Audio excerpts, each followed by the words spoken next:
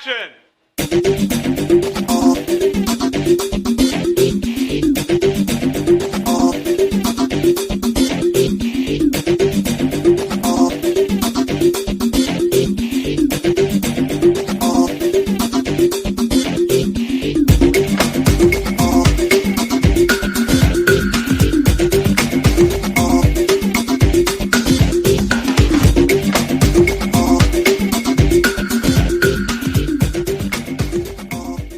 Disgust me.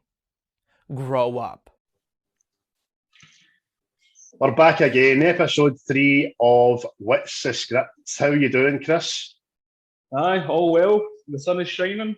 Nothing to complain about. Weather is free. Make you wanna move.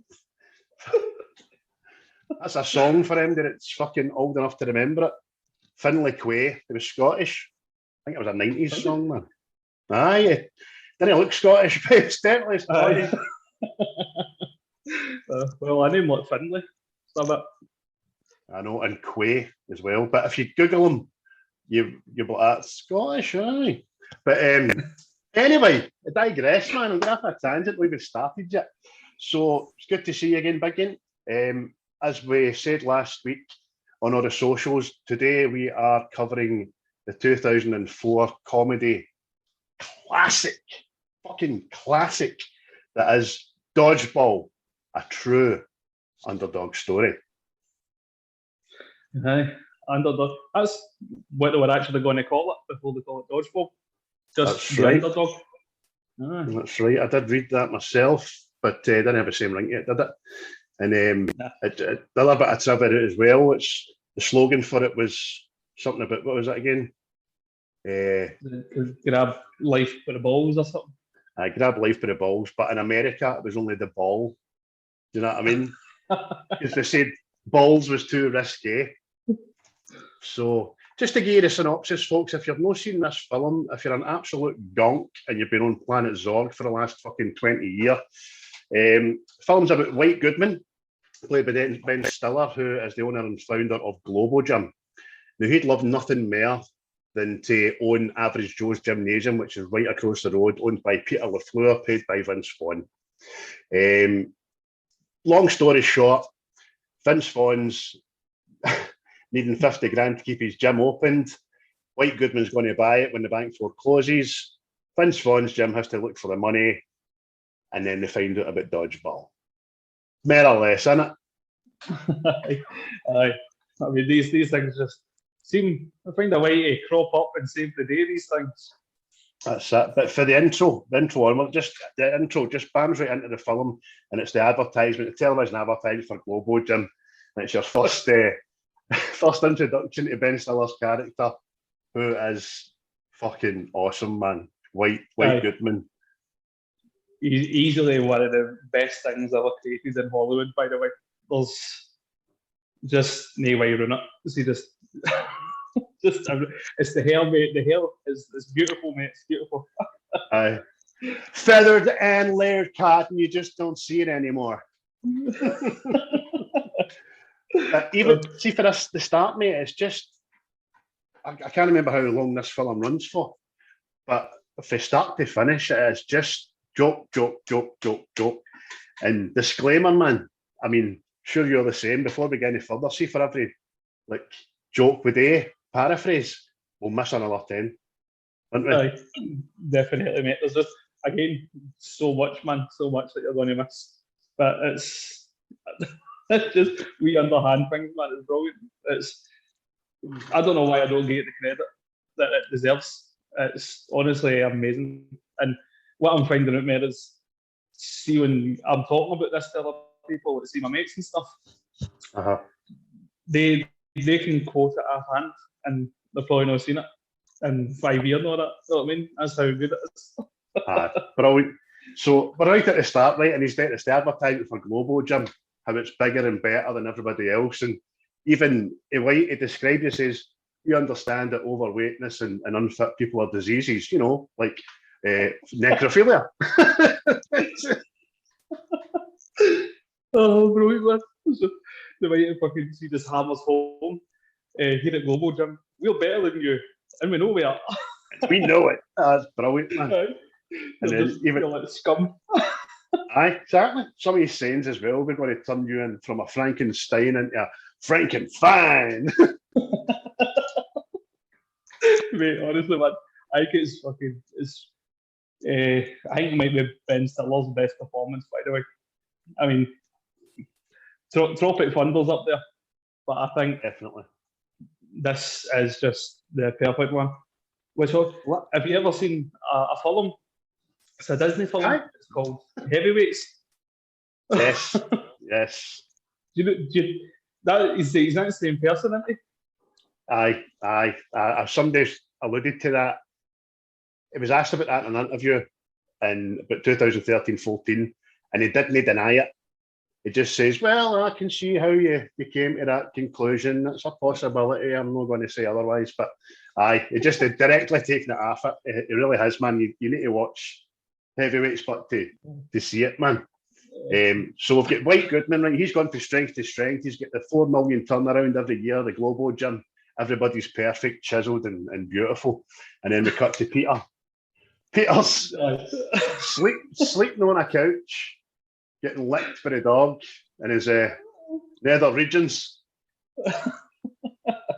I know, and he's just the complete opposite, isn't he? He's fucking fucked, completely tired, looks lazy. This is a shambles.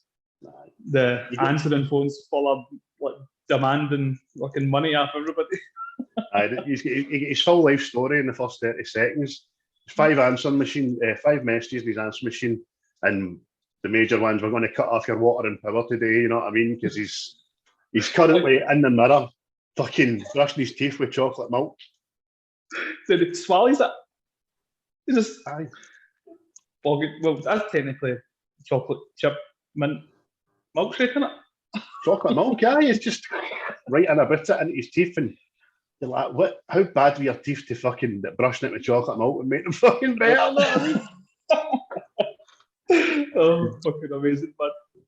Even when he leaves the house and get out his car, his motor is it's a shambles, man. Challenge. Aye, went about a place and fucking escape to New York, man. It's just it's just horrible, isn't it? Aye, and it gets like that, coughs and splutters into life, isn't it? And it's going to be a good day. And you're like, if that's a good day, fuck, you're getting shut off and everything. But it's a bad day. And fucking all the while we've got the wee tune, the wee fucking down. Brilliant, man. But you think his motor started, it's going to be a good day. The next scene is him getting pushed around the corner, the average Joe's. But for then, even though he's done his luck, he's not got a pot to piss in. You know that he's ever the optimist, isn't he? He just looks on the bright side all the time, man. Aye, he just obviously as he walks into his gym, the average Joe's, he's just you meet the crew, or fucking the entourage, and it's just everything he's saying to them is like a pick me up, isn't it? It's like don't give up hope, and this is a guy that's just had his water on that shut off. You know what I mean? Even Owen that says he's run a dating site for an answer machine dating site for 2 months. He's not had one message left. And he says, hey, just look at the bright side. There's somebody out there for everybody. In fact, sometimes there's 2 people out there for everybody, and I call that the jackpot. see the Vince Vaughn in this, but you couldn't imagine anybody else playing LaFleur the way he does. You know what I mean? No. He's just got this. You could believe that's the way he lives his life, the way he just talks and acts anyway, you know what I mean? Aye. Brilliant, man. But we've met Owen and all that. We meet Justin Long. He's just tied up in a fucking some sort of machine with the wires and shit. See him, by the way. What a great actor that boy is. Mate, see the physical acting in this is absolutely amazing, by the way.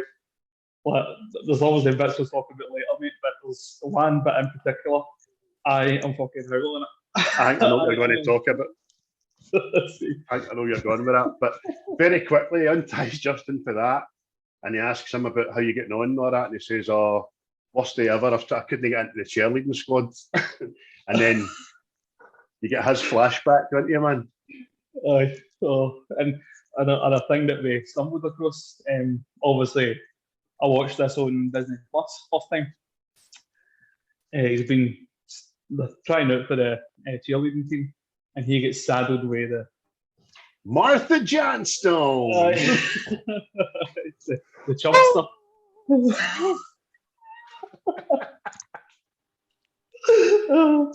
But in the Disney version, well, actually in the normal version, she goes, I'm not wearing any panties.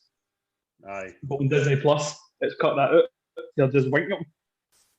So obviously, mate, I was thinking that myself. It's like you've cut panties out, but there's other stuff in this that you've left in. I'm like, it's very weird. The her not having any panties is extremely prevalent to the fucking whole joke, innit? Because, for long story short, Martha Johnstone's a kind of rotund young lady, and Justin's got to lift this rotund young lady above his head, man, by the feet. And she just says to him beforehand, I'm not wearing any panties. Right? So he gets her up to a bit there, and he can't cope anymore. But the way she falls on him, he falls back on his back, and she does legs akimbo, fucking right on his face, man. Watching the alien film with the face hugger and stuff. Hi, so that's why you did her not having any panties on. Because the next sound effect, you fucking know she's getting any pants on, man. Because when she finally gets off him, you hear the suction letting his face go. I mean, he's like, it's the suck the colour right out his face. And it's doing that, but see when it cuts back, and he's got that 1,000-yard stare, just remembering it. It's brilliant, man. Amazing. But as we said there, as we go on through the film, Justin Long, he always looks, hey, how you doing? He's always looking sweating and nervous, and he's what's it they call it in the industry? I think they're called pratfalls. Now, I think he does all his own stunts, and it might just be stumbling over to the camera, but it's brilliant, man. And then Peter then leaves him to go to the office and is accosted in the corridor, isn't he? He's Steve the pirate. There's bastard! I forgot my fucking pirate stuff. I know, but you still look like a pirate, mate. You still look like a pirate. I thought so. Shaved the heat for effect. But Steve the pirate. No, this guy dresses as a pirate and believes he's a pirate, and he's running about with a knife. So how many people has he done this to? You know what I mean? Just exactly. And it's just accepted at the gym. That is it's like what? But even still, again, even held at knife point, Vince Vaughn's character just chill it, mate, chill it.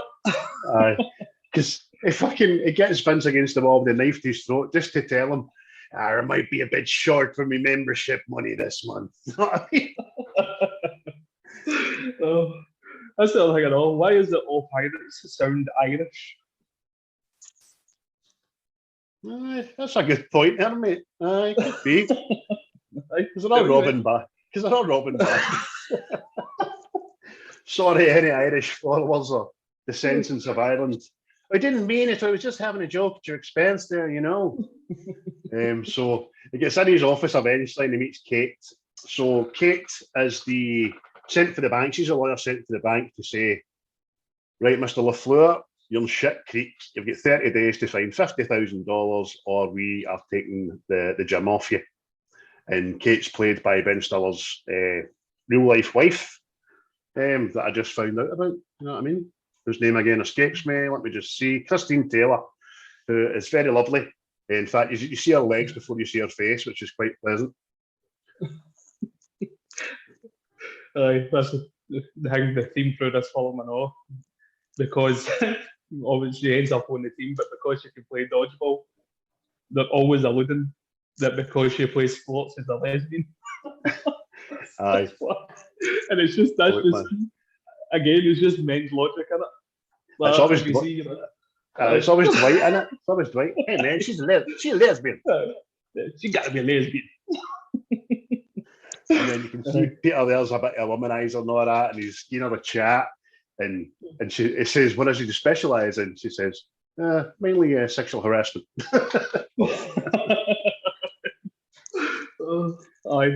The fabled is it filing system for all his bank debts, just opens this cupboard and just shit on a paper, was it? But in that time, she does divulge to him, because he does say to her, he says, "I mean, who's wanting to buy my gym anyway?" And they find out Dwight's wanting to buy it, or White Goodman next door. He's wanting to buy it, bulldoze it, turn it into a parking lot. As Peter finds out when he goes across the Global Gym to meet him, doesn't he? Oh, mate, see when the scene cuts to him and it's like his personal trainer. It just it's just got a theme of so gay, doesn't it? the big guy Michelle just behind him. Bitch, one more bitch. Aye. And see when they get off, they start the training, they feels good about himself, they starts fucking woo, skirting each other's asses and stuff. And then he starts wiggling his junk and he's like, enjoy the show. Did you see the show? Oh, mate. And that's when you look in the office and all, but and it's got the pure theme of pure like gay. It's all purple, and then there's like pictures of six packs and statues of guys wrestling and all this. Which is another, the colour purple as well was a kind of big thing for that other character in the other film as well. That's his favourite colour. Yeah. So there you go. A wee bit of trivia for you as well. And so they're just having a good bit of back and forward. Peter's like, I'm going to find the 50 grand, blah, blah, blah. He says, I've got shareholders. You haven't even got cup holders. And then Peter's face, just, why would I want cup holders? I know, mate. That's just the scene of the film in this film. He's just getting shite comebacks like a wee boy. Just not getting the right thing to say. Oh, brilliant, man. It's so awkward, man. So goes back to Global Gym. He gets his band of brothers together. Fucking Owen and the crew, Gordon a lot, and they kind of hatch a plan. So, and even Owen's dense, man, isn't he? Why don't we date in Canadian dollars? Oh, man. So you see that bit, and then it cuts to Justin Long and the other guy is like Gordon. And you see Justin Long's about to start talking, and he just puts his horn across him and just leave that where it is. Just so you know, and if that's a route you're interested in going down, the 50,000 American dollars is 70,000 Canadian dollars. And he had to do it together. Where are we going to get $120,000 from? Just fucking funny. So, but they must have struggled. See, when filming this, see, just hold in laughs and stifle laughs and stuff because of stuff. It's just so mental, man. See, I know, but I mean, the only reason this film was made, right, was because Ben Stiller, who produced it as well, by the way, he agreed to take a huge wage cut, and he actually got paid less than £1 million for this, or it would never have happened. Because I can't remember who poo-pooed it. A couple of big film companies poo-pooed it, weren't interested. And then when it was eventually taken on, it was a set budget, and it ended up being $24 million, which is nothing. Do you know what I mean? Even in 2004. And it's actually made back like $124,000. But if it wasn't for Ben Stiller taking a huge wage cut, he believed in it, obviously, he was producing it. It would never have happened, man. There you go, man. That just shows you. No, it just shows you, mate. So Justin eventually has a wee rallying cry to get them all. Where do you go when your wife kicks you out? Average Joe's. Steve, where do you go when you're not doing what you normally do? Joe's be the place for me. So they all agreed that we need to get this $50,000 and then fucking mad Owen, you know what I mean? I know how we can raise the money. Car wash! I think he gives you a false pretense, doesn't it? All these fucking brilliant, beautiful women there, all cleaning the windies and fucking, then it cuts to these. It's just pale white guys all just sitting, snoring, And then the funniest bit of that is, what is the chances of an all-female car wash on the same day? like that was going to stop them making money. You know what I mean? Exactly. Nothing to do. It's just guys. But then it's just that bit. Guys, I don't want to be negative, but the only money we've got is that weird guy that keeps getting Dustin to wash his truck. That's it, boy. Get there nice and deep there. When you belly button. Fucking big redneck with a double dog. That's it, boy. Get in there nice and deep. There's poor Justin's arse up there with a pair of hot pants on. I know, man. And Pierre's like, okay, that's not good. So we get back to the office and all that, and what we're going to do. And Dwight goes like, we can sell blood and semen. Not together. Oh, fucking brilliant, man. Oh, seen a bit of times I've said that to people, it's unbelievable, man. Even the getting there nice and deep, like, it's amazing, man. That's amazing.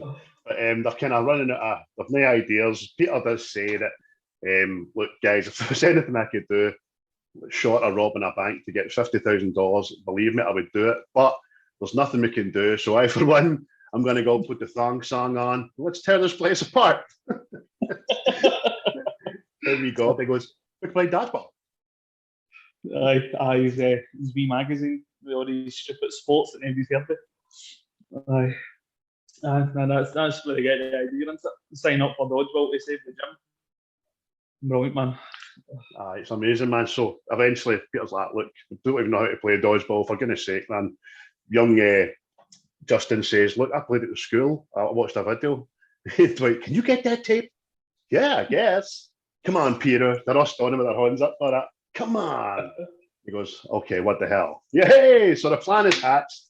They're going to compete in the dodgeball tournament for $50,000 in Las Vegas, which they have to qualify for, first of all. But it's then that we see is no, they've not got the hidden camera yet, have they? The next scene is obviously White and Kate. But first of all, I mean, fucking White Goodman's in front of just sitting with two electrodes tied to his nipples and a donut. You want that donut, don't you? Go on, take a bite. Take a bite. And he goes to take a bite and he just electrocutes yourself. Oh! Oh, man, brilliant. Big Michelle comes in. But see, another thing, have you ever seen Michelle's name tag? I thought it was just like the French name Michelle. Isn't it? They've actually put it down as M.E. Shell. Aye. I've never seen his name tag, but obviously I'm doing the research for this online. It's my hyphen shell. Well, that's what? He is my shell. Do you know what I mean? But so he, as you say, busts in and goes like, Miss Page is here to see you, sir. Okay, give me 30 seconds, Michelle, and send her in. Grabs a dictionary. He's got what I like to call a bobby pump. He's got a pair of cycling shorts that inflates his junk to make it look more bigger, you know what I mean? And he's reading he's reading the dictionary. She walks in, man. Brilliant. Are you reading the dictionary? Oh, you caught me. I like to walk off a mental sweat. Amazing, man. Oh, so he's of the mind the fact that he thinks that she works for him when she actually works for the bank. And how's my acquisition of next door going ahead? So I don't actually work for you, I work for the bank. And that is an impressive painting behind you. It's a picture of him wrestling a fucking bull, man. So that's a metaphor for me grabbing the bull by the horns. It's like, oh, I get it. Then he goes, that actually happens, by the way. That's brilliant, isn't it? I just really says that, man. And then, what is it? He's talking to her, isn't it? And he just, because he's no sitting right beside her, he starts like thrusting the seat across. And she's like just being uncomfortable. keeps edging this fucking overinflated groin area closer to her and all that. And he's like, we should get to know each other and throw off the shackles of employee-employer relationship. Unless you're into that sort of thing, because I got some shackles in the back. I'm only kidding. But no, I got them. She's got fucking shackles in the back, man. Oh no, I did. She's sitting talking, and he's just staring at her. Just, we should mate. I'm sorry, what? Date. We should date. You okay? Just threw up in my mouth a little bit. And then even at that, he's got a comeback, hasn't he? You know, in some cultures, it's considered good to actually eat vomit. Ben Stiller's he's a gem, I'm telling you, man. He's all valued the way he should be, man. Aye, but even at that time, I mean, Ben Stiller had, I mean, something about Mary was what, about 1998 or so. I mean, like from 1998 to probably 2008, everything he did in that kind of period he touched was gold, man, wasn't it? He had just had such a run. Even with the Fockers franchise and all that as well. Something about Mary. You've got this, the nights at the museum. I love them. I still watch them today because I got my kids into it. And even his character in that, Larry, man, it's just. And then you had Zoolander as well. And it's probably a sad indictment of the times that by the time Zoolander 2 came out, kind of the movie going fraternity had moved on for his kind of humour. And this is why this film is so great, man, because it just wouldn't have worked today. When he got away with half the things, but well, there you go. Disney Plus cut out panties. So what? As I say to you, Robert, why do channels even show movies they're going to just take shit out of? Do you know what I mean? It's not even, as I said, that was prevalent, that whole scene, that whole joke, that whole bit of Justin's past. Even if it's just prevalent to that sound effect of her giving off his face. Brilliant. It'd have been even funnier. I mean, if that was done in Family Guy when she got up, he'd have had no face left. It'd have just been a skeleton. But so she leaves the office, all that. We cut straight to Justin's got the video, the dodgeball video that was shown at school. And it's typical. Typical 1950s black and white.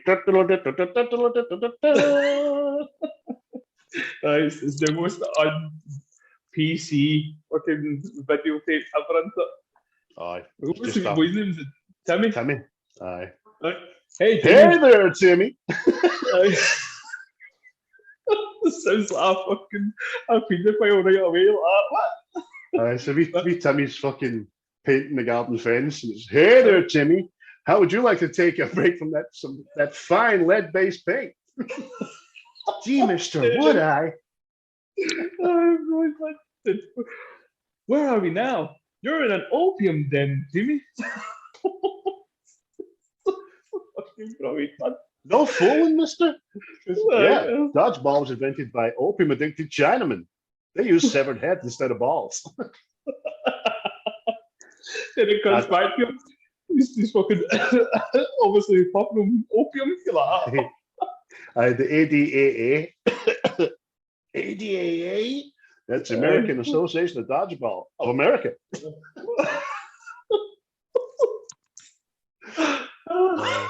Fucking excellent. So, and then we're introduced to a young Patches O'Houlihan, who is 7-time ADAA fucking Dodgeball All-Star. He's the biggest thing in fucking the world in 1950s America. Hank Azaria, isn't it? He's brilliant. So underrated as well, man. Night in the Museum too, isn't he? Yes, he is. He plays a brilliant part, and he's one of the biggest voice actors in America as well. You don't realise, I think he's about 10 voices in The Simpsons or something, isn't he? I was going to say that. I think he does everybody in The Simpsons. But, mate, it's just, see that bit. It's like, you want to pick all the stronger kids so you can pick on this weaker ones like Winston here. Just cut them with the ball. You boy with the glasses. Oh, mate, and you see the way you get scudded and all, you can tell it's sore. Oh, definitely. I mean, wonder how that... He throws his head back and laughs at it. Just... It's 50, as 50's moving it. Like it's just the best thing ever. But that wee boy, man, give him his due, because part of the trivia, it was like, according to many cast members, the hardest part of filming, and this is everybody, was trying not to flinch before a scene because they knew a ball was coming right in the curtain. So that wee boy, he's probably about 36 now. Well done, wee man. That's fucking brilliant. Specs flying off him and all that. His lenses are still embedded in his face. Hey, you split. Brilliant. And we learn the 5 Ds of dodgeball. So we do, which is, what is it again? Dodge, duck, dodge, dive, and dodge. Dodge. The way he says that at all, there's no 5s making up, he just dodge. That's it. Brilliant, man. So then we cut to Kate and Peter talking, and that's when we learn that White's learned that they're going to be doing the dodgeball tournament. So we do. So he's not having that shit. And was that when he gets the cardboard cutout in the? No, he's got a cardboard cutout. But I think that's after the car wash. Aye. I think they come back from doing the car wash, and it's in there, and it's a cardboard cutout of Goodman. You're right. And it's a sensor activated one, but they don't know that it's a camera in it as well. Mm-hmm. It was cheeky attempt at 3 months free membership to Globo Gym. And God says, you could actually sell those because the car wash actually cost us money. Brilliant, man. So they find out they've got a qualifier the next day. Gordy's entered them in. They're going to do this, but they need to qualify for Las Vegas. So they just kind of get it thrust upon them that they'll get a qualification match tomorrow against fucking Troop 417, which they think is going to be Boy Scouts. And it turns out it's Girl Scouts. And we see the way they appeal, and it's just pure heavy rock music. He's walking up, and then there's just the one spits, the biggest spit I've ever seen come to a human being. I know it's a wee lassie, I know. See that song, that rock song, which escapes me because I've wrote it down and I don't know where it is. They replay that again for the final in Las Vegas, apparently. So that was one I missed. I didn't even realise that. So Troop 417 came out. Before that, we find that the Gordy's mail order wife has come to watch him with his 2 kids. There's that. And you just see like LaFleur looking at him, how's that going for you? Really great. Really great. Hi, honey. She goes, L for love. Hey, that's not what that means. don't bust his bubble, man. Don't touch that. And this is where we... Sorry, on you go, mate. No, I was just going to say that, and then obviously the qualifier kicks off, and then that's when you find out how bad they are at dodgeball. Just see the bit of it. They need to run and get the ball. Oh, pardon you. I know, sorry. You need to get the ball in the middle of the court. See the way Justin Long slides in to get that? Dude, that's supposed to be a grown man. He's sliding that out, lassie. Aye. Fucking... I think he's one of the few that gets the fucking ball before the wee lassie. Do you know what I mean? Which is funny in itself. But we also find how hilarious Justin Long is at taking a hit. the lassies just start wailing on with these balls, man, and every hit looks like he's getting hit with a brick, doesn't it? Aye. He's just fucking lassie. He's so fucking. I don't know if have you ever seen Scrubs? What? You asking Mr. Seen it Scrubs 4 times? Scrubs? I mean, there's people that haven't seen this, believe it or not. But see the way Zach Braff is through the whole series. He's physical acting is brilliant, man. So well timed and everything. Exactly. That's where I get the term pratfall from, because I listen to Zach Braff and Donald Faison's podcast now, Fake Doctors, Real Friends, and they go through every episode and they talk about Zach's pratfalls and how, although he done most of them, there was a couple that were deemed too dangerous that he couldn't do and stuff. But it shows you how seamless they was. But he was brilliant at them, man. Absolutely brilliant. And even so, the lassies are wailing on them and stuff like that. They're all getting put out. He was staring by and it gets hurt with a ball. He goes, I'll see you in hell. Screaming at a wee lassie. And then it comes to Taylor Fleur into it. And he hits one of the wee lassies. And she goes down playing on the how could you hit a little girl and all this? He's so apologetic, this. Right. But it's a ploy for the troops. And the next time he gets hit with a ball and he's out. But it's just, you see the way it switches for all the sympathy. He just goes, you're adopted. Your parents don't even love you. They've all won. He says it with so much spite in his voice, man. They won her. Fucking so would I, man, you bitch. But we get to the presentation, and just as Troop 417 is about to be awarded qualification, a wee guy runs up a bit of paper to the adjudicator, and it turns out that one of the girls has tested negative for 2 different kinds of anabolic steroid and a beaver tranquilizer. God damn you, Bernice!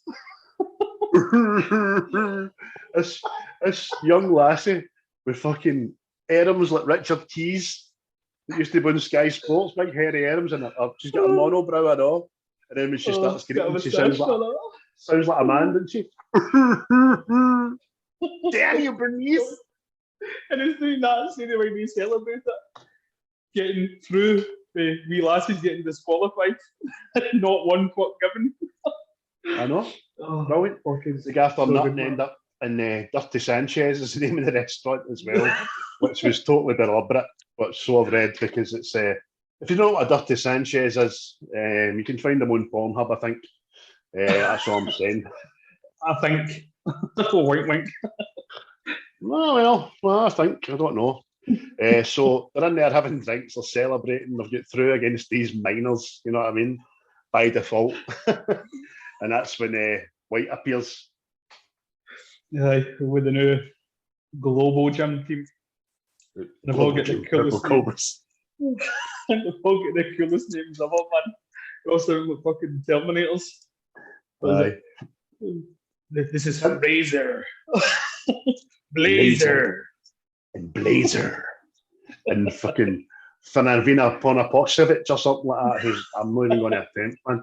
But it's even when they just arrive and they just notice that they've turned up, Vince Vaughn and LaFleur's like, oh, hey, White, didn't know Napsy can't get up before 8. Oh, mate. Tell your jokes, Mr. Jokey Jokerson. See that again? That's just his shite comebacks. He's like a wee boy, you know what I mean? Brilliant, man. I see that. Mate, see, that's one of the funniest bits I know, by the way. See, when he's talking about that woman, I can't remember her name, Mira, fucking Popovic or whatever. Fran, we'll call her Fran, because that's all they refer to her on IBMD and stuff. This is the most dangerous woman with a dodgeball, because Fran showed him, and she just takes this guy out about fucking 40 yards away, and just bang, down deep. We see them when Justin Long goes like that. I think that guy might actually be dead. I push myself, man. Absolutely brilliant, man. And and she looks like pure, as if she's had the beaver tranquilizers and stuff like that. Do you know what I mean? She's Romanovia or some made up country, which is obviously like old Soviet Union or stuff. But Howard's bedazzled with it, isn't he? He falls right in love with her. Lady in red. But White's going on anyway. He says, so we're going to enter the dodgeball competition because we are the global trim Purple Cobras, and we will rock you. The audate in sync is fucking tremendous. Oh, man. It's fucking I think it took me a few years to just realise that it was wee Cobras they were doing. Do you know what I mean? I didn't realise it back in 2004. But the minute I watched, I was like, that's me Cobra, isn't it? Oh, fucking brilliant. Mr. Jokey Joke Maker. Oh, and then they have him and LaFleur have a good back and forward. And that's what he says to me, he says, we'll see you there. I know you'll see me there. That's what I said. That's what I said you said. I'm not sure where you're going with this. I'm not sure where you're going with this. Just come back to straight, as you keep saying, man. Oh, it's fucking brilliant. You see the way LaFleur does that again? He goes to start talking again, and he goes... It's just a look in it. By the way, it's a good judgment. It's a good observation you make about. So we've got Justin, we've got Peter's looks just like that, and as we get on, see the best one in the whole film that does the look. I think it's Cotton. Every time Pepper says it's Cotton, you're serious, man, isn't he? Okay, I mean, moving on. Brilliant, man. We'll get to that anyway. So, so he's come back to shite, and then when he realises he's come back to shite, he just goes, touche. It has no relevance either, you know what I mean? But that's what I found it as well. See, whenever he clicks the finger, I knew you were going to say that there. It's apparently if you press select on the DVD or something like that, it goes to a deleted scene, like an Easter egg. I'll need to get that in DVD or something and do that. I know. I just found that out today. There's 4 major times he does it, and 4 major times it will click onto a fat white Goodman. Aye. And he'll say, "Oh, good, you found it," and then it tells you something. Do you know what I mean? And like you say, you'll need to fucking report back to me, man, or I'm going to need to go out and buy the fucking director's cut Blu-ray or something like that, man. So then we're leaving the restaurant because White, before he goes, decides to count a waitress's full tray all over them and spoil their party, which is, you know what I mean? So let's just get home, guys. Big day tomorrow, start our training. And Peter goes out to the car park. And then we see Patchy's 2004, didn't we? We played Rip Tom, who obviously you might know better from being Zed, Men in Black. And by the way, he's got a big filmography, but no much I've really noticed. But he's got that voice, isn't he? Just, how you doing? Growling. And he's obviously been fucking, do you know what I mean, beaten down by 5 decades of bullshit. And he's just an old, angry man that doesn't give a monkeys about what he says and who he says it to. You know what I mean? It's like looking at is it Gary Sinise and Tom Hanks after the war. That's what it heavy reminds me, man. That's right. Aye, fucking Lieutenant Dan. That's great, Lieutenant Dan.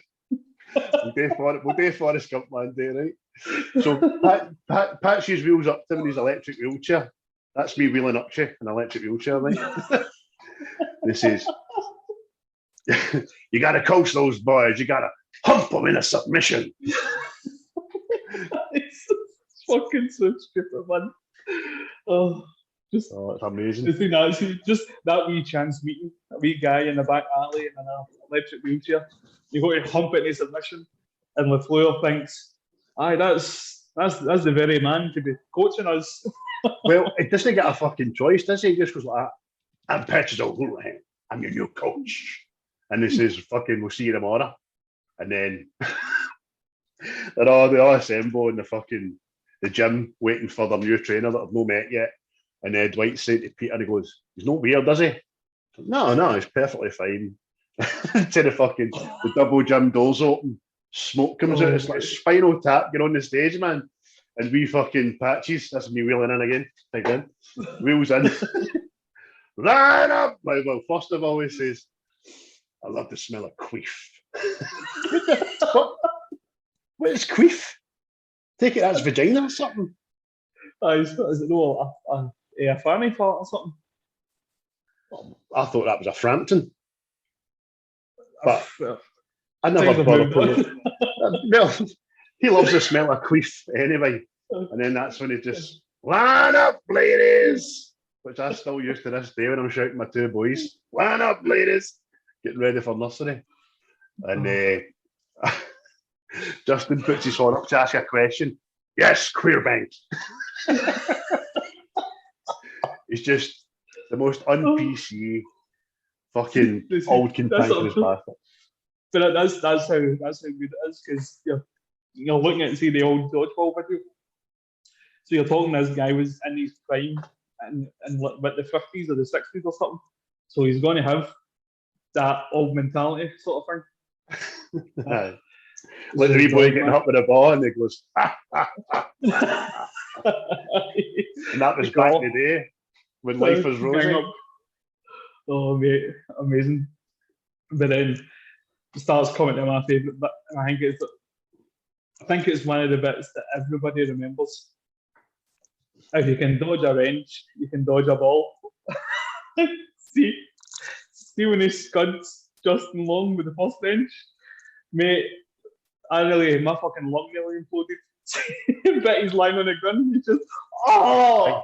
Do you know that? See, the thing about that whole scene, the genius about it, was just nobody saying anything and just being shocked that this old cunt's fucking launched a monkey wrench at a wee boy square in the cooting, and he's down there, and you believe he's actually hurt him with a fucking wrench.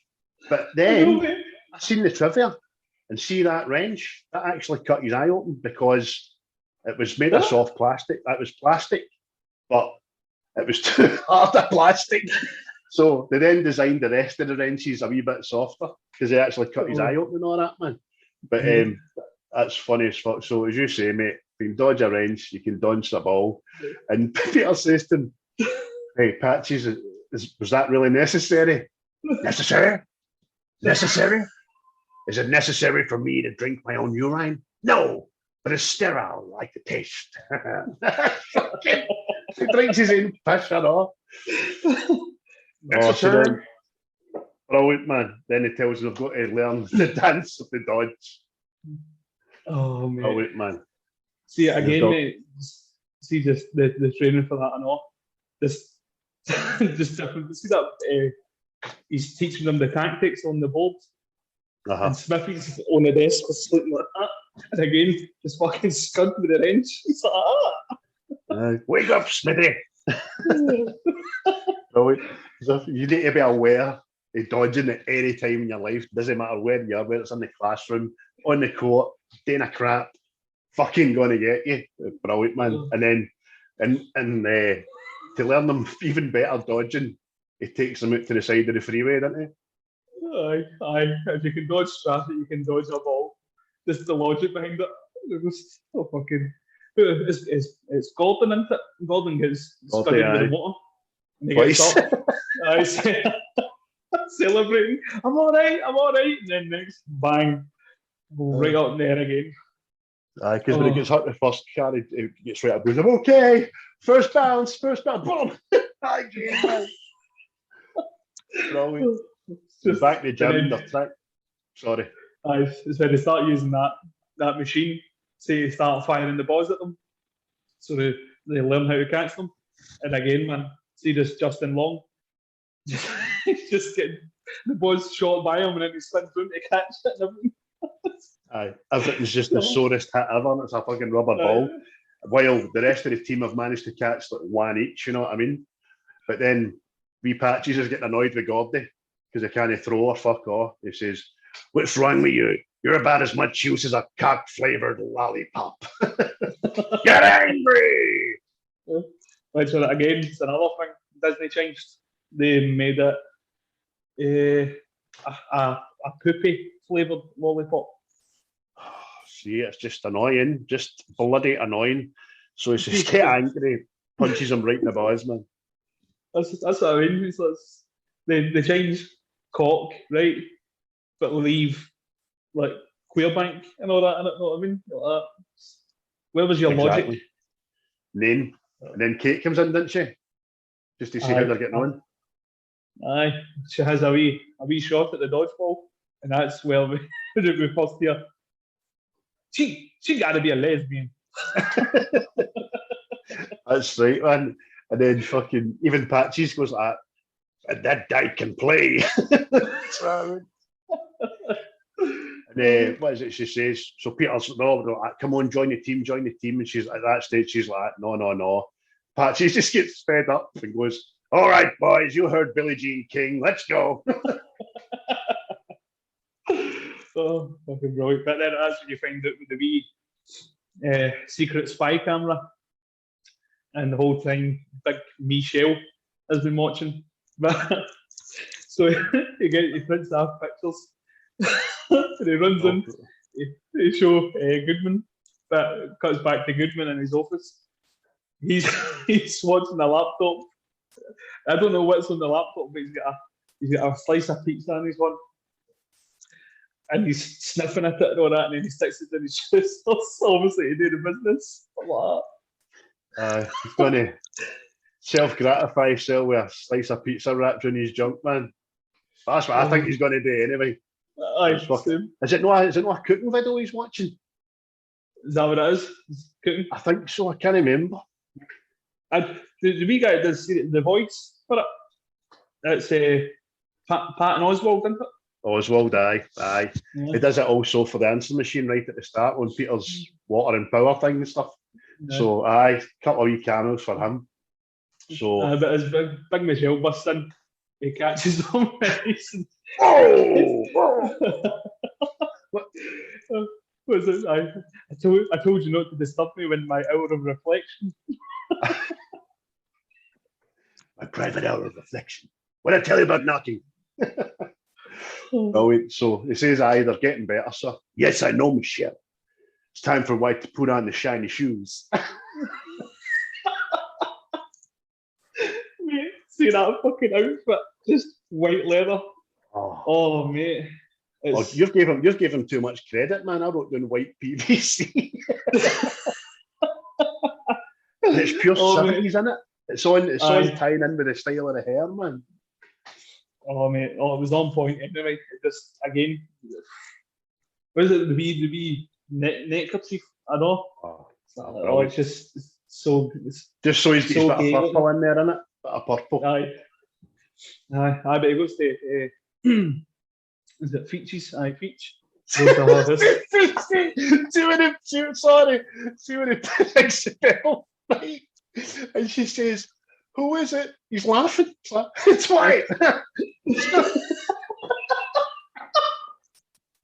As if it's the funniest fucking thing in the world, man. It's White. Oh, brilliant, man.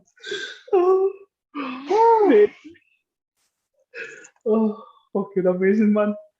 Again, see now that you know that was his wife. Mm-hmm. Just imagine, man, how just funny that would be, man. Oh, brilliant, absolutely brilliant. She answers the door and he fucking grabs her to sit her down in the porch. Great news. Well, what is it? You're fired. It's brilliant. Again, it's brilliant. I'm what? You're fired. I called some people at the bank, told them you were drinking and stealing on the job. Oh, they bought it. Hey. Just totally demolishes a fucking professional life, you know what I mean? Amazing, and he says that, hey, you get me fired just so I can date you. And he's like, yeah. Why you know as elated as I am, you know what I mean? That's what's, this plays that guy so brilliant, man. But she's like, if you think that I would date you after you get me fired, you're one crazy little man. It's okay. He says to the freaking naughty. And he gets her up kind of against the porch. He's like, okay, I can dig it. Because you like the freaky stuff. I like to be freaky. Freaking naughty. And he's doing that. He's like, I can't even do it, man. I'm dead on that side of the roof, man. He's doing that. He's like,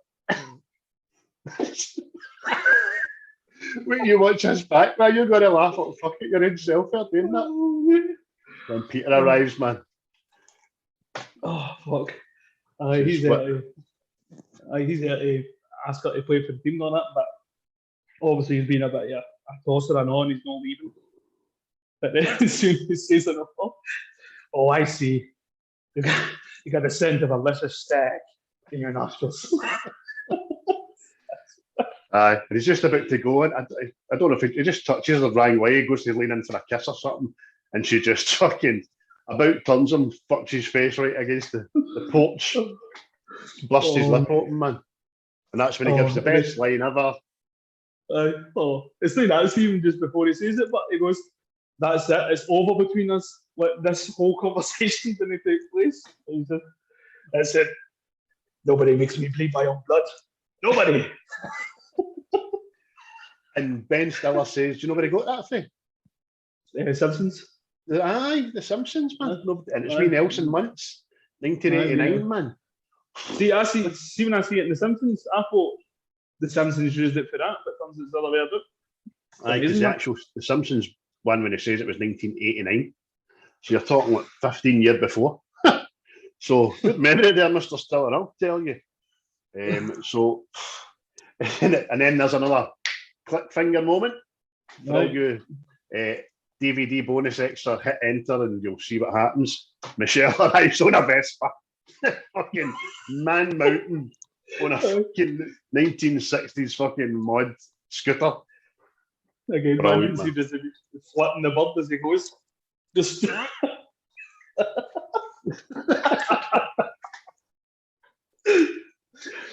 it's just petulant, isn't it? It's just wee boy syndrome, man. It's fucking perfect. Amazing, man. So Peter gets in the house, finds out that Kate's a bit fucking mental for the unicorns and that. A girly girl, as it were. Which is the fucking, that's the chosen animal of Scotland, isn't it? The unicorn. Yes, it is. I done the tour. My missus took me on the tour of Central Station last week as a treat for my 1 year birthday of sobriety. Hey! And you learn a lot about the unicorn there, and there's only one in Glasgow. Do you know what it is? The bottom of High Street. There's a story behind that, but it's obviously no for a movie podcast. Do you know what I mean? Just it's just at the toll booth. There's a big thing maybe a unicorn on it, and it wasn't put there into the 30s. Oh, so there you go. Bit of trivia. But this time anyway, sorry guys for going off a tangent there. So White's obviously pissed Kate off that much that doesn't take much convincing. She says to Peter, "Look, I'm playing, I'm in your team. Don't you worry, I don't want your back rubbed. Don't want your expired memberships. I just want to see a wee dick's face when we wipe the floor." So brilliant, man. And then we're in Vegas, like almost immediately. And that's when you hear the commentary for the Ocho and all that. Well, that's where you get first introduced to Jason Bateman, which is, I can't wrap my head on it. You see him in that, he's obviously like a stupid Dodgeball pro or whatever it is. Right? BMX, he looks like a BMXer or a fucking skateboarder or something, doesn't he? And then you go for that, and then Ozark, where it's just fucking pure serious acting. It's just obviously shows you how good he is, but I just thought it was fucking amazing, man. And I used to give Jason Bateman a really hard time because I thought he was kind of pan-faced. I thought he was kind of the one character throughout his career, but doing some research, I've not seen like fucking a quarter of the stuff he's done, especially what was the series he was on for about 15 years, Family Ties or something like that. Arrested Development or something. That I've not even watched that, and that was one of the biggest things in America for a long time. But he's playing the kind of extreme sports, stupid bastard, spiky hair, and he's obviously ably like anchored by Gary Cole, who plays Cotton McKnight, and his commentary, and it's just fantastic. Welcome to ESPNA, the Ocho. It's Jason Bateman. He's stupid comments through this. Is honestly amazing. See that bit fucking Vince Vaughn's character puts the blindfold on. He's put the blindfold on. Yeah, Karen, he's not going to be able to see very well. Aye. Another time he says, like, in this shocking development, and Pepper just turns on and goes, "I'm shocked."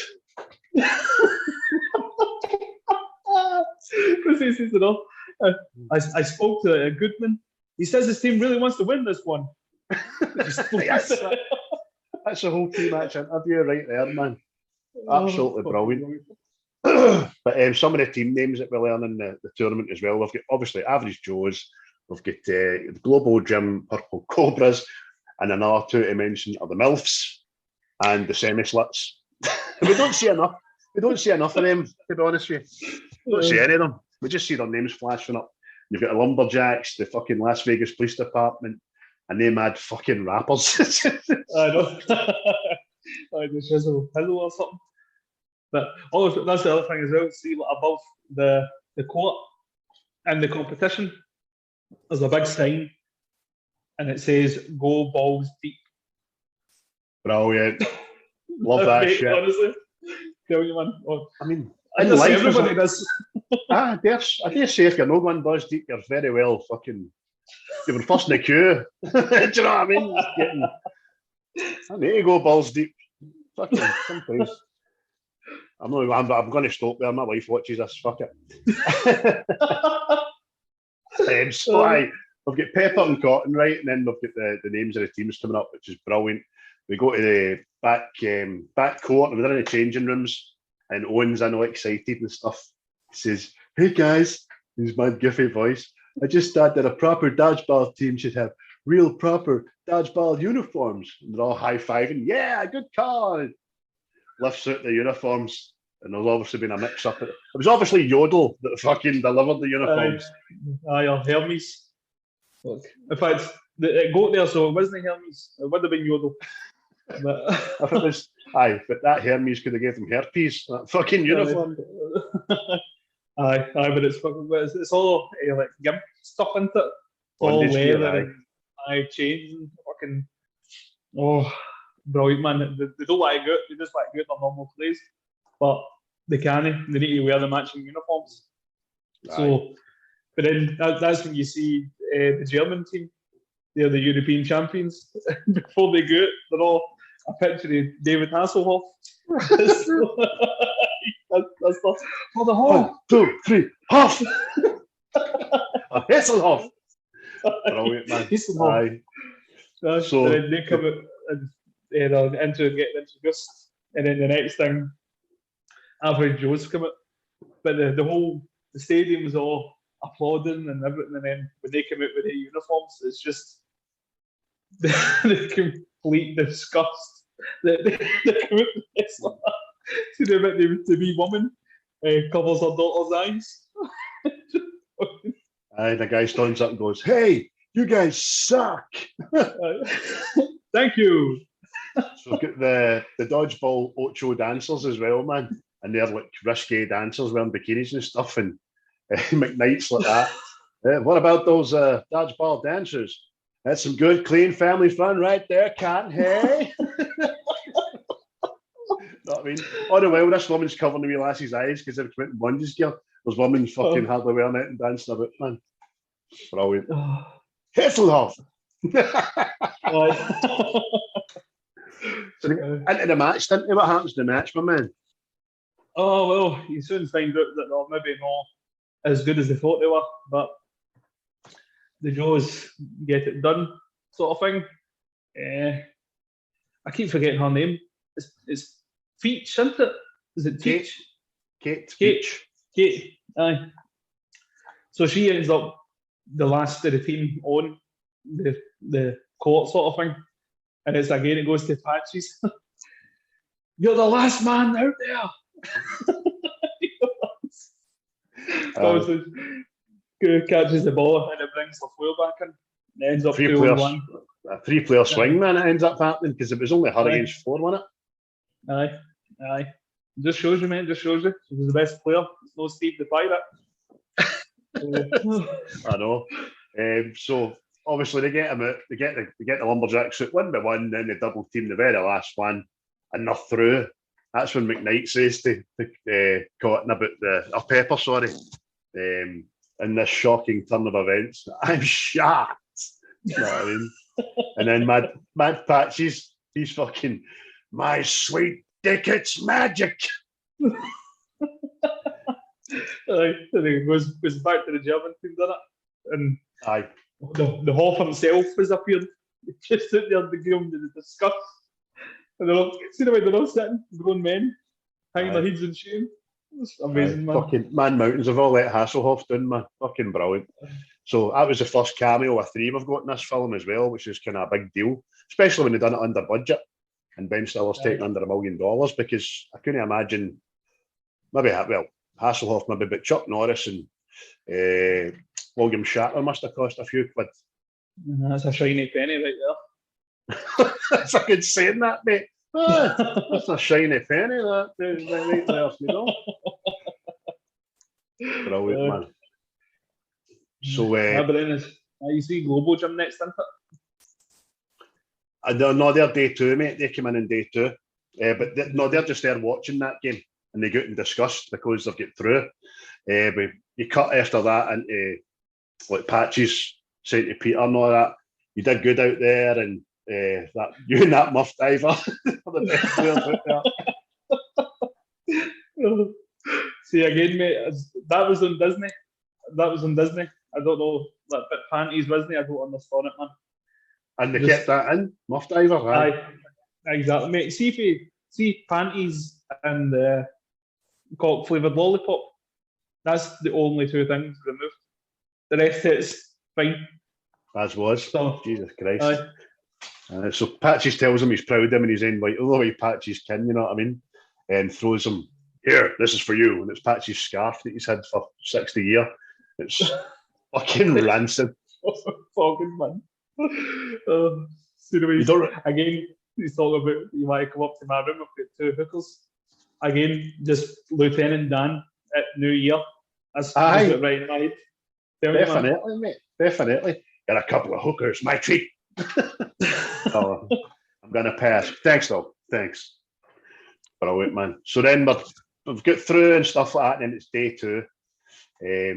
And Patches gave him a wee pre-match fucking pep talk and talk about how we put out those dirty crouch yesterday and all that. You know what I mean? Couldn't get away with saying that anymore either. No, no chance. Yeah. And, it goes through like a montage, doesn't it? And I'm putting teams up. and the Lumberjacks. The Lumberjacks. And then it's as when you first, it's Cotton. No, it's Thingy Pepper that starts talking about Goodwin. He's like talking about Global Gym, and he's like, it's got to be the haircut. It's beautiful. Feathered and lethal. You just don't see it anymore. Brilliant, man. And fucking Joe's is struggling against the Lumberjacks, and you just hear fucking Patches screaming, "What are you retards? You're like retards trying to fuck a doorknob." Again, mate, you would have got me with that, though. I definitely not, man. What is it? Pepper even says about the Lumberjacks, because Cotton says these guys haven't even smelled a woman in over 8 months. Mad Pepper goes, they must masturbate a lot, Cotton. So, I mean, mate, could you imagine that and going for that to Ozarks? You know what I mean? Like, something so stupid to something much pure serious and complex, man. That's amazing, man. And Global Gym, they're beating the Kamikazes. You said there about the hair, which is absolutely 100% spot on. And then fucking Joe's beat the rappers who don't throw a body, eh? I don't. What is it says? They're doing more dancing than dodging. That game. See the heat shots in this film, by the way. Well played by the actors, man. Aye, especially as I said that they all knew it was coming and they had to no flinch, man. See the rappers when they're doing the dancing and all that pure out of place fucking white guy with the specs doing the bump. Oh mate. So there's just so much shit, man. See, all I have the film, mate. It's just so much funny stuff. And fucking Global Gym, they beat the Las Vegas PD. After they beat them, they start doing the Cobra dance, man. Cobras. Brilliant,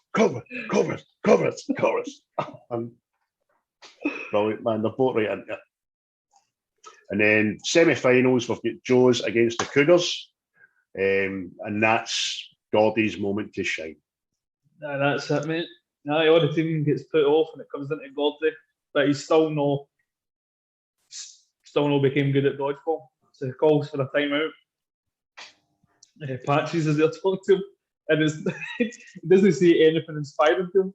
We're just like, you're the last guy out there, and you're terrible. And it's just the way Gordon goes, yeah, I am. I'm the worst. You gotta get mean. You gotta get angry. So he's there just looking for inspiration. He looks into the stands and he's two ways are miserable. Just then this Maylord O'Brien's getting chatted up. But that's what sends him early edge, isn't it? See when he's putting the goggles on. See that scream he lets it? Oh man, that's brilliant. That's just the way he turns around and goes. he's let me see what his name is again in real life. I can't remember. His name is Stephen Root. He is one of the voices in King of the Hill, isn't he? From King of the Hill. I didn't look at it, but I just recognise the voice. I think it's one of his neighbours in King of the Hill, but I couldn't be wrong. But he gets angry and it's him against the fucking full team, and there's no chance he's getting taken out, man.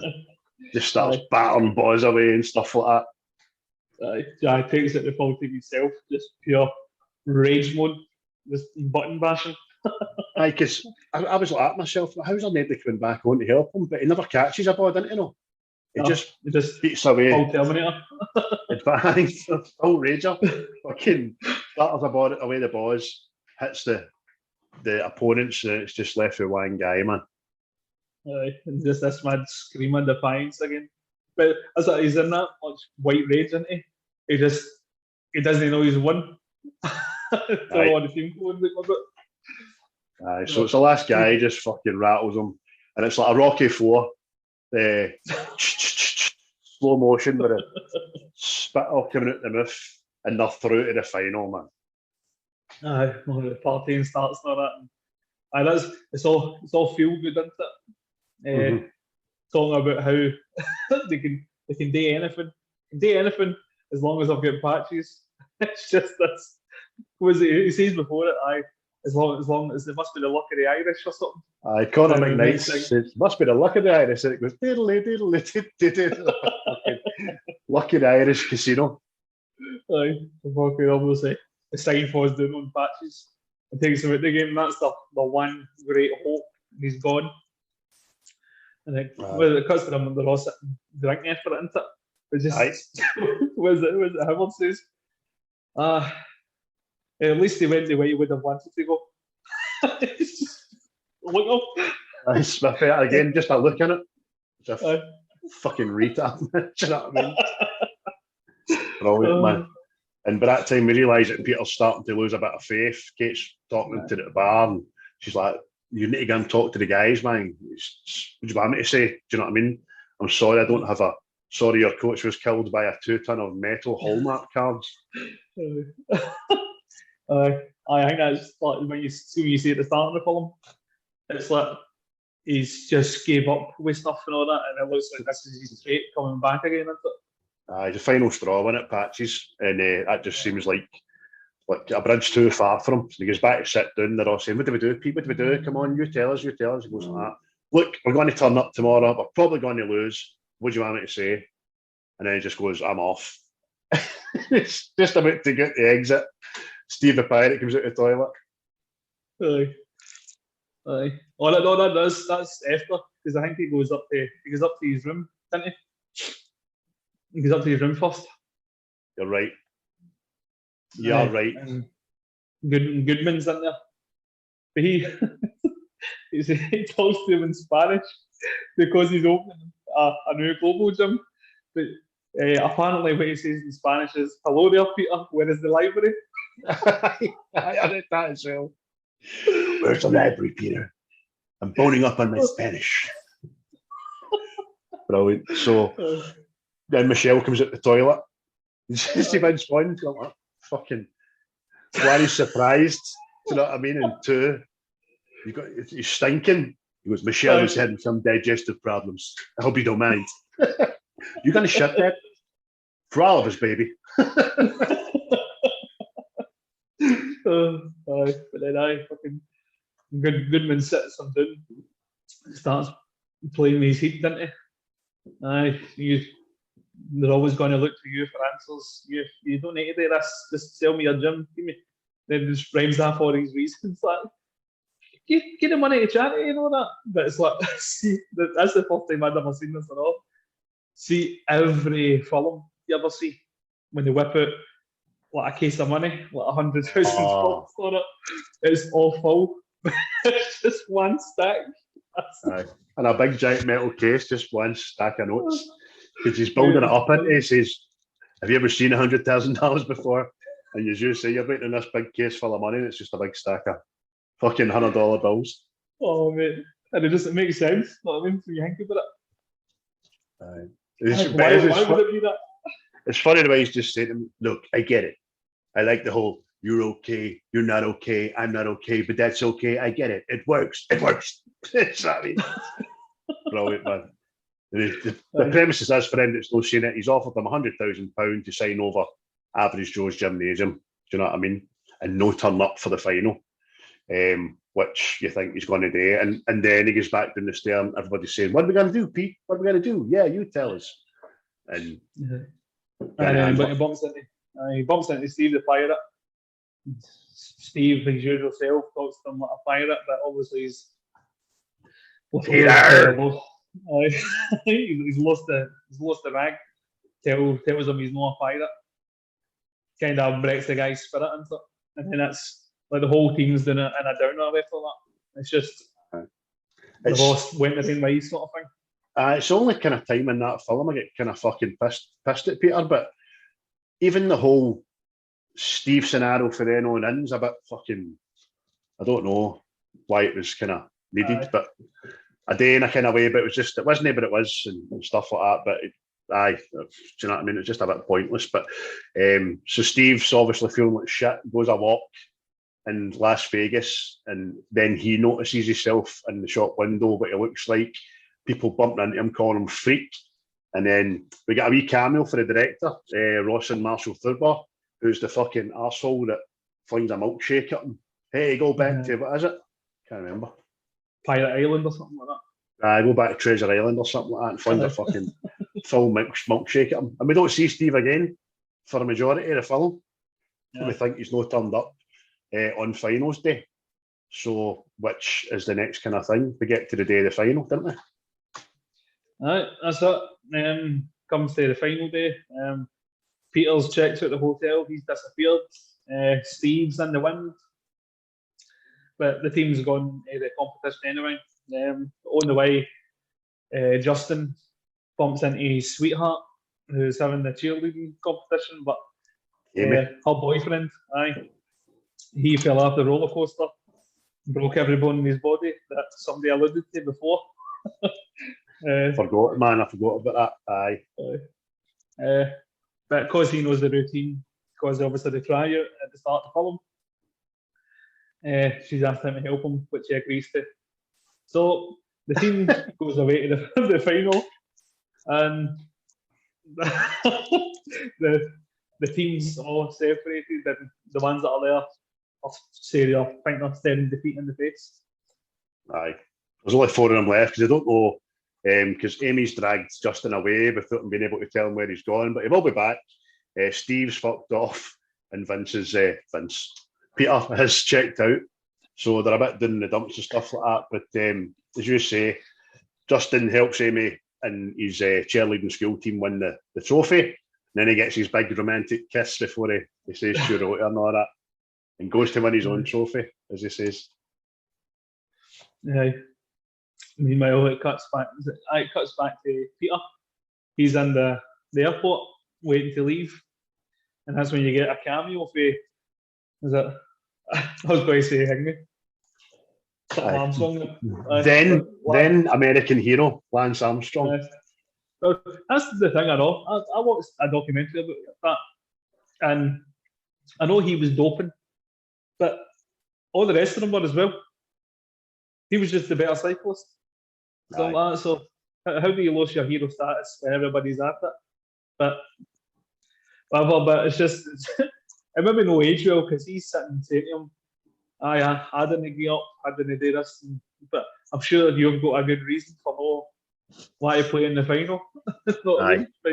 you're getting a Morales and a guy that cheated practically. Aye, exactly. But at we the time, didn't it know was that then. It was just the all-American hero that felt like quitting when he had brain, lung, and testicular cancer. But he didn't give up, but he beat that and he won the Tour de France another 5 times and stuff, and makes Peter feel pretty shitty. And obviously, we don't know it then, but Peter's kind of hatched his plan with $100,000 at bribe that was given by White. So we then cut straight to the final, and out of the smoke, Lobo Jim are coming in. You know what I mean? One after another. They're mad wee dance for kind of snowy shit. And by that time, we've got William Shatner is in the changing room, and he's got the perfect, his Star Trek line, "There's nothing I can do."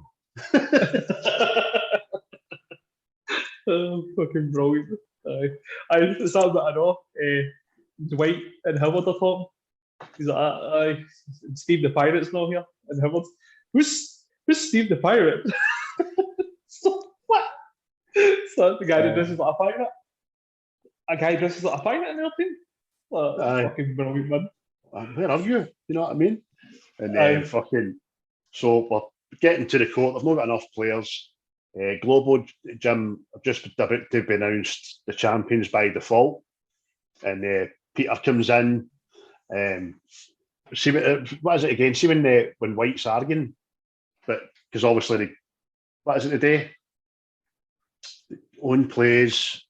My mind's went fucking blank. Yeah, Peter shows and it goes to the vote of the committee to see if they're going to play the final. Let them play or no, and it's a 3-swing vote, and they've got the first guy thumbs up, wee woman thumbs down, and it all rides on the last judge.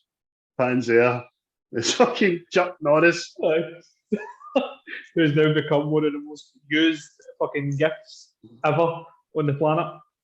But again, it's no explained why Chuck Norris is the judge. Nah. just more in for a wee picture. It's kind of like all these cameos have got a fucking, in whatever capacity, whether they be a coach like Hasselhoff, whether they be an armchair fan like Lance Armstrong, a member of the fucking judicial committee, Chuck Norris, do you know what I mean? Or the chairman of the board, William Shatner. They've all got a mad love for this fucking obscure Ocho sport, man, that nobody knows about. It's fucking brilliant. But Chuck gives me a thumbs up anyway, didn't he? Aye. And then the final commences. That's when I first see the big sign at the court. Go Balls deep, because I hadn't fucking noticed it before. But you've seen everybody line up. Oh, maybe that's why Steve was there. He get Howard in there to play his new love of his life. See how when they're in the final, the two of them go to hit each other with the ball. Owen. Owen, sorry. Maybe that's why Steve wasn't there. Aye. But they're all lining up and they're all sizing each other up. This big showdown plays that music that they played against the Girl Scouts. It kind of shows that they came full circle. They couldn't qualify against them and beat them, but now they're in the final with Global. Aye, and the first two are mad. Fucking are Peter and Kate, man. They're the first two that get put out. And then White gets put out. Man. And it's kind of back and forward until such time as it's back again to Kate and Peter that are just left. And Peter gets put down on the deck, didn't he? Foz. And well, before that, it's down to Justin Long, the boy that couldn't dodge anything. Can't catch, can't dodge anything, can't dodge Frenchies, can't catch the balls. It comes down to him, and he probably pulls off the hardest catch ever, sliding on his knees and catching the ball. Side on. Then obviously Kate comes on, she catches it, and it brings Lafleur on. But Justin at that point is still the lovey-dovey thing, and his new girlfriend's in the stand with all the people and the leather stuff. They're on the crowd as well. Justin, I love you, and it's just this pure emotional moment, and then just scud with the ball right in the heat. I love you, boom. And then you think Globo Jim have won, didn't you? Aye, there's a, what is it? Oh no, sorry. You better Ben after Stiller that, so. says, aye. Chochi loves Chachi or something. Johnny loves Chachi. It's just Peter and It's Kate left. Kate. Aye. And obviously Peter falls. And Kate does the sacrifices herself to keep Peter in the game. Obviously, 'cause Peter must be the best player. I don't know. Maybe it's just selfishness. But as she's walking off after doing this good deed, Goodman hits her with the ball. just Scuds her right in the face. I bet he loved doing that, man, being married to real life. You know what I mean? Take that, And wee Smithy goes like that. That guy's a dickhead. But it's down to Peter, Michelle, and White. Peter gets Michelle, but at the same time, White hits Vince Vaughn, which is a thing I read as well. Apparently, that is how the movie was going to end. It was going to end with Global Gym winning it. But after test audiences seen it, didn't like the way it finished. Mm-hmm. So we get the ending. Obviously, you see it. White steps on the line, so therefore it goes to sudden death. But it goes back to who's that American tennis player? John McEnroe. Jimmy Connors, he does it. That's what he says. That's what kind of stupid call is that? Kind of you're following rage. When I read that, I thought it would have been McEnroe, but it was actually Jimmy Connors. He was saying, "I'm out here busting my hump at 39 years old, and you give me that." You know what I mean? But obviously, as you say, it's a foot fault, so Peter's not been eliminated, and Conor McKnight realizes, ladies and gentlemen, you're about to witness the greatest event in sporting history: sudden death dodgeball. And then he goes through the rules and all that, and Pepper's all excited, and Pepper needs new shirt, new shorts. Shatty sell excitement. Brilliant, man. So what's the rules again? They're in a triangle, aren't they? Aye. They stand in a triangle. They can't stand outside that. Catching the ball does nothing. So it's just like a sudden death. Whoever hits whoever first wins. And then this is when you get the Peter gets this. What is it he says to White? Oh, you look awful fat in the pants. And he's just plays with head a bit. He walks away feeling his ass. No sure. They look fat in these pants. What is it he says? But don't go crying to your mummy when I beat you in front of all these people. When he goes, don't go crying to your daddy when I mop you with it. That's one much. Again, another shitey comeback. Just fucking leaving it, man. But then Peter gets his wisdom. He used the blindfold. But even then, he looks at it, he sees patches. But see, the patches says that's an inspirational thing.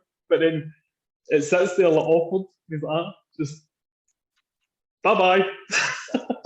Aye, fucking brilliant, man. Just an edit. You can do this. I believe in you.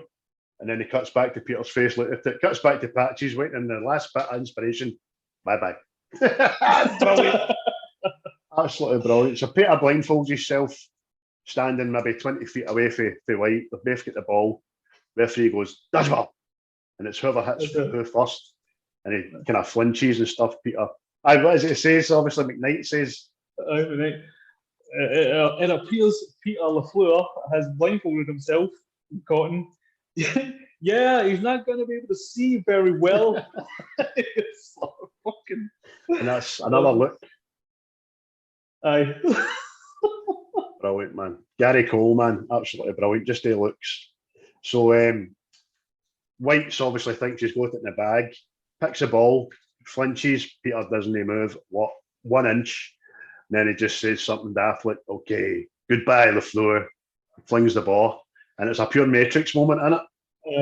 I think you're fucking the Matrix. The one dodges it, picks up his ball, and throws the most powerful throw known to man. I mean, actually takes White off his feet. Takes him right off his feet. And Joe's win! That's him. They've won the 50k. Absolutely brilliant, man. And another bit of trivia about the film there is you're not allowed outside that triangle. But in actual fact, if you watch it back, you'll see, because when Peter dodges, he kneels down and throws. And when he kneels, he fits outside the triangle. So, I need to go back and watch that now. that's apparently a bit of trivia. I'll need to look for it myself. So Joseph won. Everybody's going after nuts. Absolutely brilliant. Okay, White's getting carried out with the rest of his team and all that. Owen and Fran end up winching in the middle of the court. And then we find out that Kate isn't a lesbian. Aye. Aye, she's actually a hooker. I know, she runs there, and she's talking to a woman, and she starts kissing a John, woman. what are you doing here? And Dwight's like that. See, I told you, she's a lesbian. And I'm not a lesbian, I'm bisexual. Just starts kissing Peter, and he's just, oh snap! Brilliant, man. Absolutely brilliant. And then by that time, he's laid out the plan because White thinks, it doesn't matter, you signed your gym over to me, blah, blah, blah. And everybody's shocked. And he says, no, I did, you're right. However, money wins better than money earned or something like that. And tells him that he put the 100 grand on average Joe's at 50 to 1. So he's won $5 million. And by that time, fucking Steve the Pirate comes back with a haircut, looking like a normal guy. Hi, Peter. I get my haircut and no want to be a pirate anymore. And then, but Peter's obviously, by this time, goes like that. Look, you might be a pirate if you want to be a pirate. And besides, if you're not a pirate, who's going to split all this spirit treasure with me? And his first reaction is just to go, yeah. There's like two different people in it, fighting fucking Joe the body. Amazing, man. And also, when Peter's won the money, he's bought up all the shares in Globo Gym because it's a publicly run company, which means Peter owns Globo Gym and everything underneath it, and just says, last words to White is, you're fired. Bye-bye, pal. It's just the way he's running. Nobody can fire me. I created myself. This pure egomaniac still win. Fucking brilliant. And then walking out the arena, he just fucking grabs a wee boy's fucking hot dog, starts stuffing his face with it, doesn't he? Fucking absolutely decks him and all, man. Aye. Brilliant. And then it finishes the way it started, but you're getting, instead of Global Gym's advertisement, you're getting the average Joe's one. But then after it, somebody switches the telly off, and it's fucking White, and he's just sitting there, back to being rotund and fat. Just still thinks he won that tournament. Clinically obese, mate. He's no rotund. He's fucking huge. He's sitting in this gaff, man. It's just a strewn with fucking wrappers and hot dogs and sweets or candies, they call it. And I won that fucking tournament. As he's looking at a corn dog or something or a bar of candy, and fucking Chuck Norris. Blames him for it, man, because they let him play the final. And that, apart from obviously the deleted scene that I never seen in 18 years, him doing, my milkshake brings all the boys to the yard. He's fucking fat shit on. That was and is Dodgeball, man, and it was brilliant. Oh, mate, it's definitely top tier. I don't know why I don't get the credit it deserves, because it is a laugh a minute. You very rarely stop laughing at it. That is, it's absolutely brilliant. And the cast, again, man. Like we were talking about Batman the last time. See that film come out today, you would still laugh at it. People would get offended now, right enough, but it's still hilarious, man. That's amazing. Absolutely brilliant. It's one of the ones that will never get old. I mean, as I say, that's 18 years ago that was made, man. And it's just as prevalent today as it was, just as funny today as it was back then. But I'm going to have to go back and watch some of these kind of outtakes, and I'm sure someday will have the finger snaps on YouTube somewhere just to let us see them, man. I can't part with any more money for a fucking film off this podcast. I can't. Talking about YouTube, mind I was saying to you when I was doing stuff for the Bateman podcast, I came across this video that is now my new favourite video. If you go into YouTube, right, and you type in the Shaggy DA escape, it is one of the best videos on YouTube ever. I'm telling you, it's an old film about a dog, but this is the escape scene, and it's my new favourite video. Right. It's my new favourite video. I swear, watch this. It is fucking amazing. I expect the link to be WhatsApp to me directly after this fucking stops recording. Oh, anybody who's listening, watching, whatever, the Shaggy DA escape on YouTube. Thank me later. Right. There you go, folks. We'll end on that. What's the next film? Well, I'm saying we'll end on that as part of Dodgeball and your recommendation for the video, but we're going to announce the next film next week that we're going to be reviewing. Chris doesn't know about this yet, but it's a film that's part of a trilogy, the first of a trilogy that I've previously panned. I watched it for the first time about 7 years ago, and I wasn't impressed. But seeing as it's the 50th anniversary, we're going to be watching this week The Godfather, and we're going to give it our best shot next week to see if maybe I fucking wasn't in a great frame of mind watching it the first time around, and there was too much going on, or I had my phone in my hand or something. But I'm going to watch it properly, because I feel like the only guy on the planet that's fucking said this film isn't that great. But for 50-year anniversary this week, it stood the test of time, so everybody can be ranging me right. So I'm going to give it proper viewing. I'm going to tune right into it. I'm going to read all the subtitles. I'm going to invest in the characters, and we're going to do that next week, mate. That all right with you? I enjoyed The Godfather. I enjoyed it. Aye. Maybe the longest podcast we've ever done, enough. See, this is what I'm thinking. I can't remember, but I think The Godfather's now on 2.5 hours. Is that right, or something? Something like that. Could be longer. So if it does get to that kind of stage, then it might be a two-parter. Right, but we usually do this on a Sunday. It's Old Firm Sunday next week that me and Chris will both be attending. We'll try our best to do it on the Sunday night afterwards. We'll see what it is, but we're not set in stone. But it's definitely going to be The Godfather. It's going to be our next one. If you've got anything to say on that, any questions, any, thoughts on that, and let us know what you thought about the Dodgeball one as well. If we've done it good, if we've done it shite, if we've done it justice. But see, if you've not watched it, go and watch it.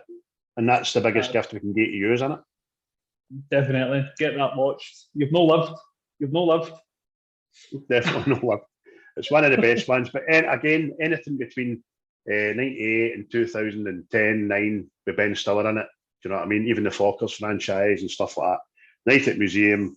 The guy was at the peak of his powers. And I think, but like you said, Chris, the White Goodman character is brilliant. Absolutely brilliant.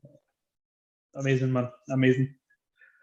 And on that note, we will say good day, and I'll get this up as quickly as I possibly can. All right, young sir. All right. Well, have a good one. See you later, man. Catch you later. See you, bye. And action!